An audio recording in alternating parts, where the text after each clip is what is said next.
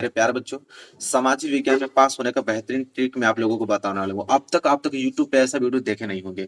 YouTube पर कहीं नहीं आप लोगों को ऐसा वीडियो मिलेगा। अगर आप अभी तक कुछ भी नहीं पढ़े हैं, फिर भी आप पास हो जाओगे, 100% मेरी गारंटी है।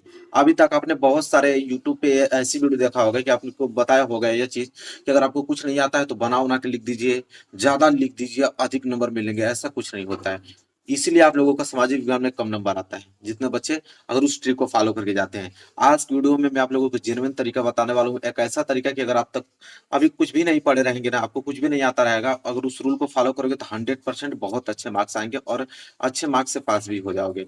तो वीडियो को लाइक कर देना, चैनल पे नए हो तो चैनल को सब्सक्राइब कर देना, ठीक है। और मैं बोर्ड कॉपी पे लिख के लेके आया हूँ। देखो बोर्ड कॉपी पे बताने वाला हूँ कि कैसे आप लोग लिखोगे तो अच्छे नंबर मिलेंगे। पूरा बेहतरीन तरीके से लिख के लेकर आया हूँ, पूरा प्रूफ के साथ मैं आप लोगों को दिखाने वाला हूँ। तो पूरा एक एक पॉइंट आप लोग समझते चलना। देखो सबसे पहले मैं स्टार्ट करता हूँ यहाँ से। जो चीज आप लोगों को समझनी है, सबसे ज्यादा इंपॉर्टेंट है, अभी सोल्यूशन कराने के पहले जो पॉइंट फैक्ट चीज है वो मैं आपको बताने वाला हूँ। एक एक पॉइंट्स को आप लोग अच्छे तरीके से ध्यान में रखना है। जैसे पहला पॉइंट है, ठीक है, मैं थोड़ा बड़ा कर देता हूँ ताकि आप लोगों को अच्छे से दिखे। देखो पहला पॉइंट में ये पॉइंट जो सबसे ज्यादा इंपॉर्टेंट है कि जब आपको पेपर मिले एग्जाम में, तो पेपर मिलेगा सबसे पहले घबराना तो है नहीं, बिल्कुल घबराना नहीं है। आपको ऐसा महसूस करना है कि हमें सब कुछ आता है और अच्छे से पेपर में देने वाला हूँ। देखो सबसे पहले मेन पर्पस आप लोगों का होना चाहिए ये चीज कि सभी क्वेश्चन अटेम्प्ट करना है। मतलब सभी क्वेश्चन को आप लोगों को अटेम्प्ट करना है, मतलब सभी क्वेश्चन को आप लोगों को लिखना है, एक भी क्वेश्चन छोड़ना नहीं है। क्योंकि पूरा क्वेश्चन करोगे तभी आप अच्छे से अच्छे नंबर लेके आओगे, 70 में 70 मार्क्स लेकर आओगे, ठीक है। और टोटल में अगर हम बात करूं तो 100 में 100 मार्क्स आप लोगों का हो जाएगा। तो आप लोगों को पहली मेन पर्पस ये है कि सभी क्वेश्चन करना है। अब कैसे करना मैं आप लोगों को बता रहा हूँ। देखो सबसे पहले आप लोगों को ये करना है कि जो 15 मिनट टाइम आप लोगों को मिलता है रीडिंग पेपर पढ़ने के लिए, पेपर पढ़ने के लिए 15 मिनट आप लोगों को समय जो मिलता है, उसी 15 मिनट के समय में आप लोगों को एनालिसिस कर लेना है कि हमें कौन सा क्वेश्चन सबसे पहले करना है, ठीक है।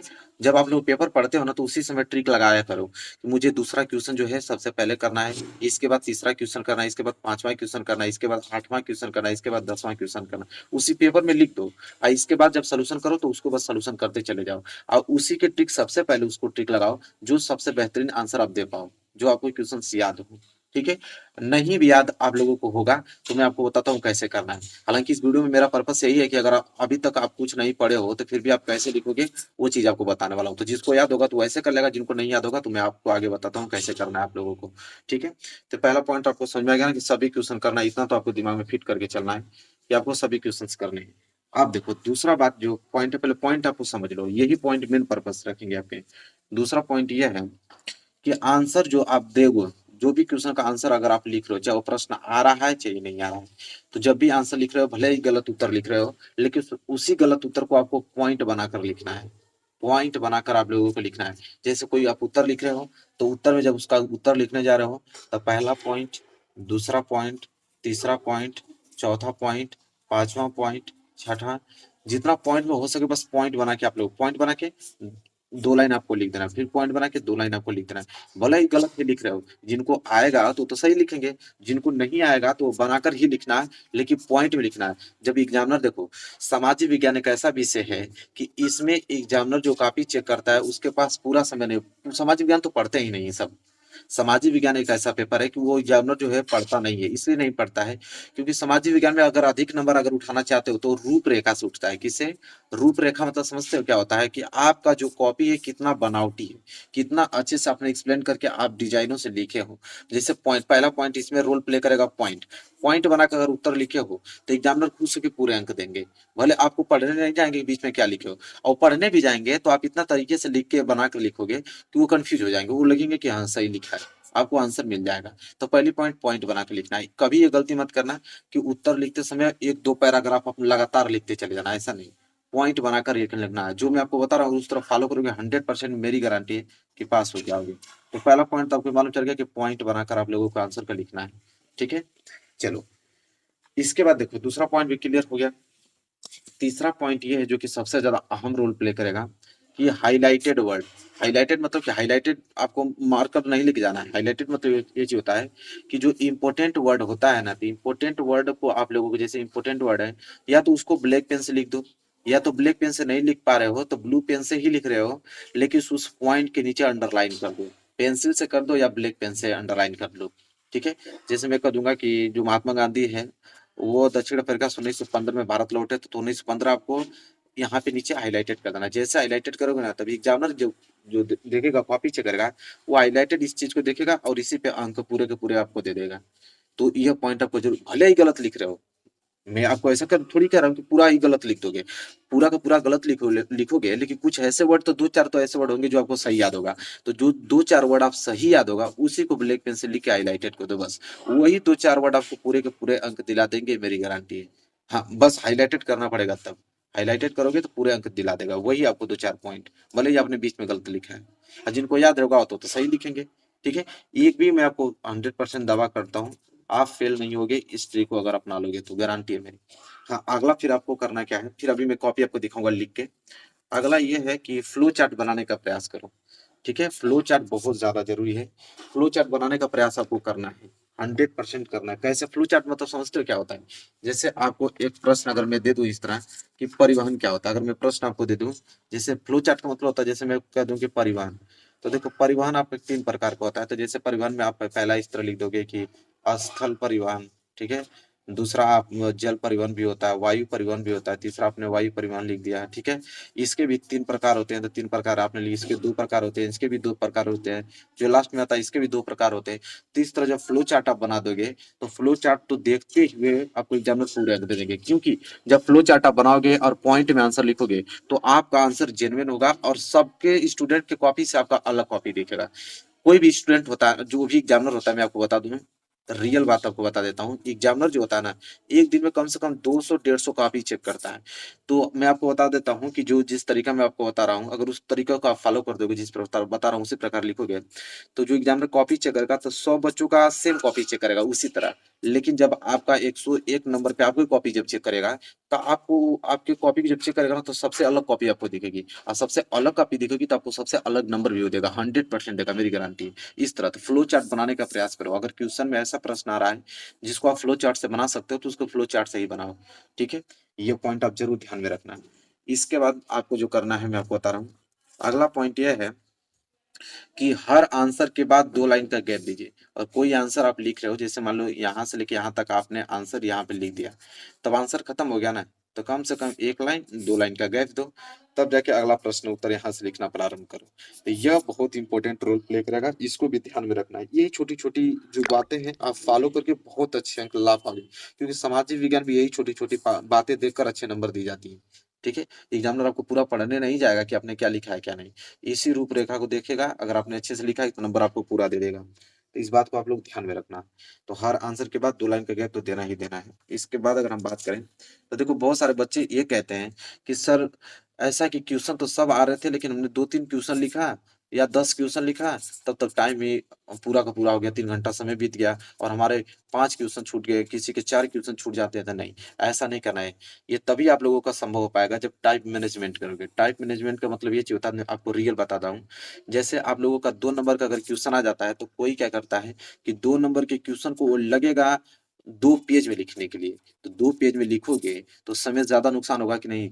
और आपको मालूम होना चाहिए कि 2 नंबर का जो क्वेश्चन होता है उसके लिए मात्र 3 लाइन ही काफी होती है। तो 2 नंबर के क्वेश्चन को 3 लाइन लिखना है, लेकिन आप लिख रहे हो 2 पेज, तो पूरा का पूरा समय भी जा रहा है और नंबर भी आपको नहीं मिलेगा। तो क्वेश्चन छूटेगा कि नहीं छूटेगा। तो टाइम मैनेजमेंट करना है आपको, वर्ड लिमिट बहुत ध्यान में रखना है। आपको जानना है कि 2 नंबर का प्रश्न है तो उसको कितने लाइन में लिखना पड़ेगा, 4 नंबर का प्रश्न है तो उसको कितने लाइन में लिखना पड़ेगा, 6 नंबर के प्रश्न है तो उसको कितना लाइन में लिखूंगा और उसको कितना समय दूंगा, तब जाके मैं 3 घंटे में पूरे के पूरे पेपर को सॉल्व कर पाऊंगा।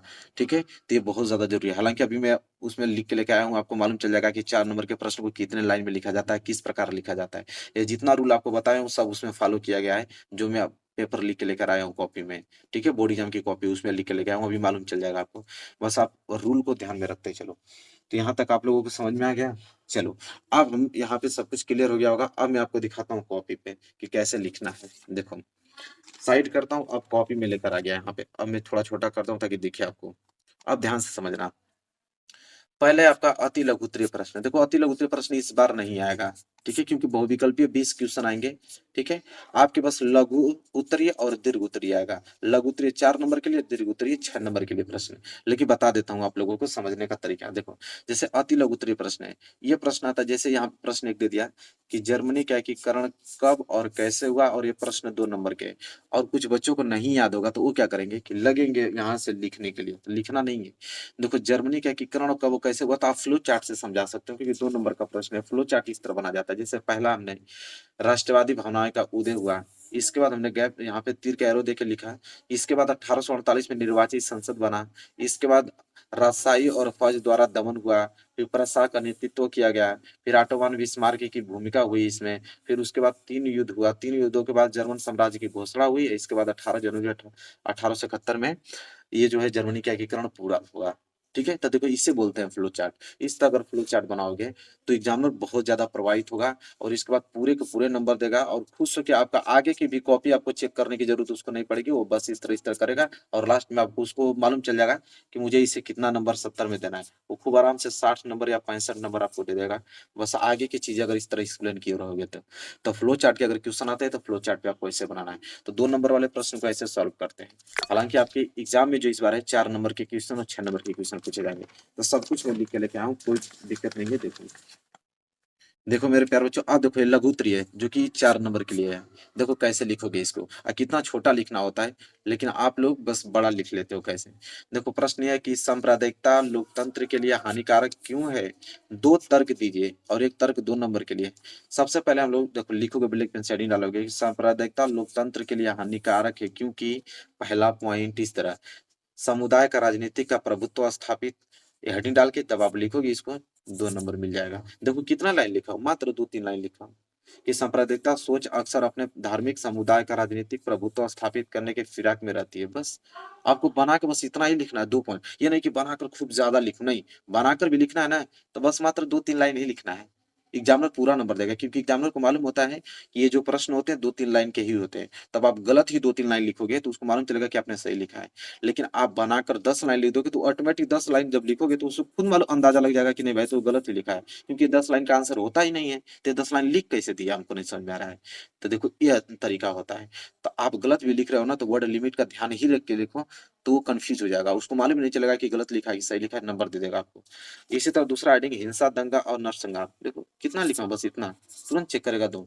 बस देखो, बस एक पेज में आप लोगों का 4 नंबर का प्रश्न हो गया। लेकिन कुछ लोग आपको यूट्यूबर ये बताएंगे कि 4 नंबर का प्रश्न है तो 4-5 पेज में लिख दो, तुम बना बना कर लिखो, पूरे नंबर मिलेंगे। ऐसा थोड़ी होता, बनाकर भी लिखोगे तो उसका तरीका ना होता है, तब ना नंबर देगा कि ऐसे ही दे देगा। तो देखो ये तरीका होता है जो आपको बता रहा हूँ, ऐसा कोई आपको यूट्यूबर नहीं बताएगा। लेकिन हालांकि इस बार हमने प्रण लिया है कि 95% लाना है तो लाना है भाई, चाहे मेरे चैनल पर कमजोर छात्र है, चाहे मेरे चैनल पर टैलेंट छात्र है, सबके लिए वीडियो मैंने इसलिए बनाया है कि सब पास हो जाए।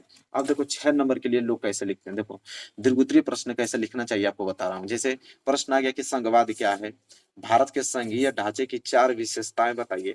देखो संघवाद क्या है उसके लिए 2 नंबर, और उसकी जो 4 विशेषता उसके लिए 1-1 नंबर दिया गया, मतलब टोटल 6 नंबर का प्रश्न है। कैसे होगा, सबसे पहले आप हेडिंग डालोगे संघवाद। देखो संघवाद में हमने एक चीज पॉइंट आपको बताया था कि बीच में आपको हाईलाइटेड करना है। देखो जैसे सर्वोच्च सत्ता केंद्र पर अधिकार विभिन्न आनुषंगिक इकाइयों, ये हमारे पास हाईलाइटेड पॉइंट है। गलत ही लिखो लेकिन उसको हाईलाइटेड कर दो, ठीक है। इसके बाद देखो आपको नंबर कैसे मिलते हैं, जब ये कॉपी चेक करने जाएगा एग्जामिनर तो ये पूरा नहीं पढ़ेगा, बस इस हाईलाइटेड पॉइंट को देखेगा, 2 नंबर यहाँ से आपको मिल जाएगा।